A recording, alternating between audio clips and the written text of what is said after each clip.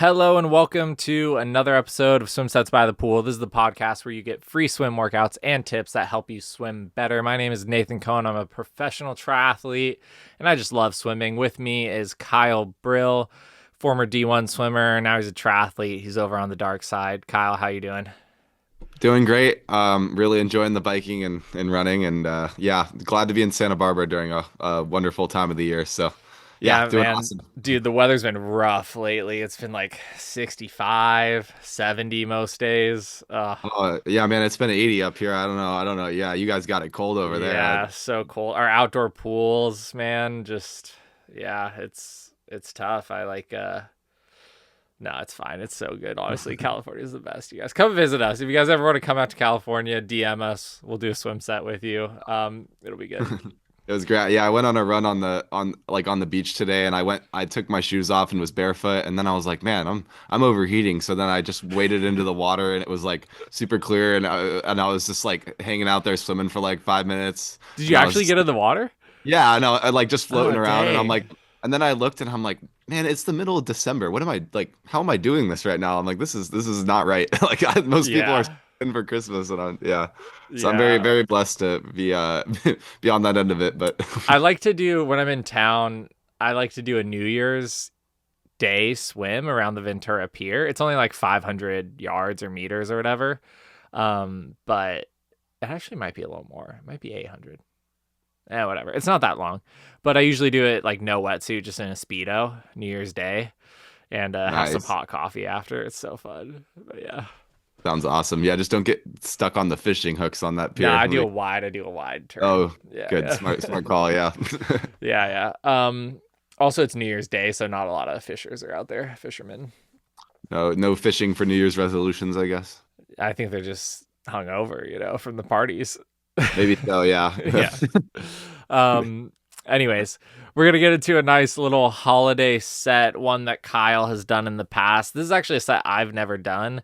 It's the 100 set, so we're gonna dive into it, talk strategy and all these things. If you're a swimmer, it's pretty common. I've heard a lot of swimmers do this type of set. But before that, I'm gonna jump in with a quick tip, and my quick tip for this episode is if you're listening to this when it comes out, it's around the holidays. But even if you're not, this tip still applies. But especially around the holidays, maybe you're a former high school swimmer or a collegiate swimmer back visiting your family and you run into someone on the pool deck you haven't seen in a while. Try and get a swim session in with like one of your old club team members or one of your old high school swim buddies or like, one of your local triathlon friends who was like doing a camp in Boulder or something. And then he's like back in Chicago and like, I don't know, something like that. Just find a buddy, do a swim set with them, catch up, and yeah, just ask them how they're doing, see what's going on with them. Because I've been running into a bunch of people on the pool deck who I haven't seen in a while, and it's super fun. And getting some swims in with people, it'll help you get faster, and it's just a good time. Yeah, you gotta infuse some socialness into a very non-social sport where your head's in the water most of the time. You gotta make up for it and build a little community around you. Keep it exciting because yeah, that's really what makes or breaks it. Sometimes I agree. It's good Yeah, to connect with people. yeah, for sure. Especially around the holidays too, when maybe it's hard to get pool time in because some of the pools are closed. If you know you have a buddy going, could make it a lot easier, to get that swim in. So that's my quick tip. But yeah, that's enough of that. Let's dive into this set. Kyle, what is your memories of doing this set? Because I've actually never done 100 hundreds. Yeah, so this is a throwback. This was to when I was like 12 years old. And I've done it a once or twice past then, but this was done every year by this group that I was training with, and it was intense. The coach gave us a lot of yards. When you're little, that was just what they would do to you, just torture you with thousands and thousands of yards. But this was the one that everyone would talk about all year, and it was just the most people had ever swam in a practice at the time. It could take like up to 3 hours sometimes, given on the day. But yeah, we basically just we would throw ourselves in the water.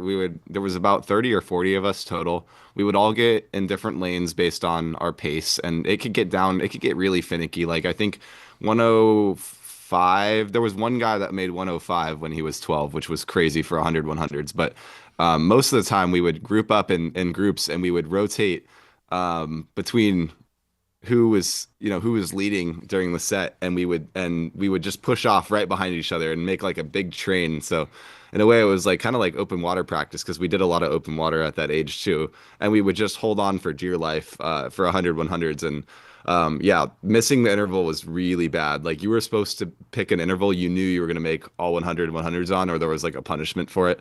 So it was a little scary, and so people would get bold, but not too bold. I remember I did it on 115 one year when I was that age, and it was tough. But yeah, really cool concept. It really helped, I think, strengthen the bond I had with a lot of people, and we all kind of dug through it. But it was an early test of endurance for me to see and kind of beat me into submission to being a triathlete or whatever, eventually an endurance athlete, because this kind of stuff it sucks in the moment, but you're so proud of yourself when you finish it. But yeah, quite a way to end the year. Nate, what do you have Yeah, any I was thoughts just on gonna the say, set? man, if I did 100 hundreds right now, I don't even know if I could make it on like 120 short course yards. So, I mean, I think I could. I think I could make it on 120, but it would be tough, man. But yeah, this is like one of those sets where it's kind of that thing where we talk about like, oh, what's optimal for training, or we change sets and modify them to make them better. This isn't necessarily like an optimal set, but No, it's yeah, a no. set where you find out like what you're made of. So in that sense, you can gain a lot of benefit from it, because sometimes you just need to do something that's hard and that is going to challenge you to extend your limits past what you currently think they are, because that's 10K continuous almost. So it's like, that's tough. Yeah, no, I totally agree. It is not by the books and by almost every coach's modern view. It's a terrible set in terms of doing it on a routine basis is just dumb. But if you do it once a year and you know it's coming, and you approach it and you beat it, it does make a lot of sets in the future feel a lot more approachable, a lot easier. So it's kind of yeah, it's kind of just like the distance swimmer death set versus like the sprinters will maybe do like 10 100s all out or 20 50s all out. This is what strikes fear into the distance swimmers' hearts, like this is coming. And having to pick an interval too. I think it's kind of cool because you're basically locking when we did it like that, we were basically locking ourselves into like we had to be very sure of what we were doing. And if we picked an interval too slow, we would get crazy FOMO because everybody in the next interval up just did it, and you're like, oh my gosh, I could have done that, but you pick an interval too fast, you're paying the price and you're dying like halfway through the set. So it was like for my 12-year-old brain, and honestly, even now, like if I was to do this, it's a little more complicated in the inner workings than I would have imagined, like originally thought with the way it was structured, and having to draft off people and like who's gonna be in the front for how long, and like switching back with people. There's like a little bit of chaos in it, which if you're doing this set on your own, you don't have to do. But the way we structured it, it was a really cool way to do the set, in my opinion. Yeah, that's awesome. Okay, what pace do you think you could do, or what interval do you think you could do this set on right now? Oh, if I was by myself, no paddles, no equipment, I didn't have anyone to draft off of. 105 would be kicking my butt probably. I think I could make it, but it would take a lot. It would take a Do you lot. think you could do 100 if you were like drafting with like four other fast guys? Oh, certainly, certainly. If you Okay. gave me paddles or I was drafting, I would certainly make double O. I think with proper drafting, 55 might even be in the question if it was like a really strong draft and I Dang. maybe had paddles, but oh, that would be disgustingly hard. They'd need to be some big guys. I couldn't be on a 140 pound person. The Yeah. water would have to be moving pretty fast for that, but it would be cool to try. Like I wish it kind of inspires me to get a group of crazies together and see what we could do. And it would make it honestly for an open water swimmer. If you're like a marathon swimmer or you do like 10K open waters, this could actually be a really interesting set if you're training with guys that are around your speed. Like get in and try doing this draft switch with them on a tight interval and see like how that feels, because it's really hard to replicate open water swimming in the pool, and this is probably one of the closest ways you can get to doing that and swimming at a consistent pace. So Yeah, that's awesome. And man, yeah, that's kind of brutal. But I was just thinking, like, from the triathlon perspective, I'm wearing my Ironman shirt from Ironman Canada. I've talked to a few Ironman triathletes or people who want to do Ironman triathlons, and they haven't even done like a 5K set before. So like the Ironman swim, I think is like 4,800 or something meters, more or less. Something. And Yeah. if you swim this, then that's double that. That's 10K. So if you like do this and you know like you have 10K, you've swam 10K in a single session, and that's like in your bank account, then doing the Ironman swim, it's like, oh, it becomes this thing that maybe was intimidating before. And you're like, oh, that's, I could do that. You know, it's not that hard. And especially doing this kind of set in a pool, you're obviously like in a lot more controlled circumstances than in open water and doing a 2.4 mile swim.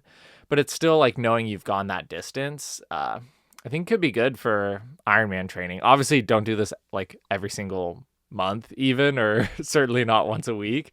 But if you did this like once a year, or you did this like 3 months out, 4 months out from your Ironman as like one of your like boxes that you check to like make sure you're ready, I think it could be good for that kind of build.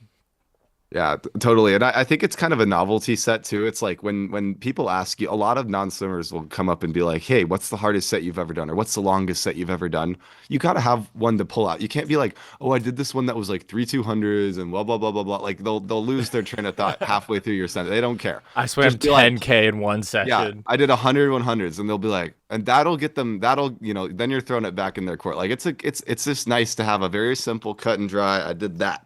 And it's quick, like Yeah. so if you need that card to pull, like you like to impress people, or you just want to be able to like answer that question quickly, this could be a good set to do at the end of the year. That You know. that's good. That's good. For me, my hardest swim ever was that 3 mile open water swim. And I think you did that. I think you were there for that.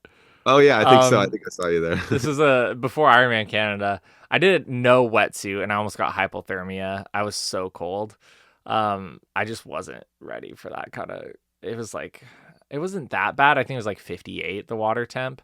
But it was cold enough for me to be very cold and not feel my arms. But yeah, that's like my hard swim is like 3 miles in the ocean nonstop. So yeah. Yeah, when you add the elements to it, it is brutal. I've been pulled out with hypothermia before, and it's a terrible experience. It's even worse when everything warms back up. Yeah. Everything burns. Terrible. Yeah, that was rough.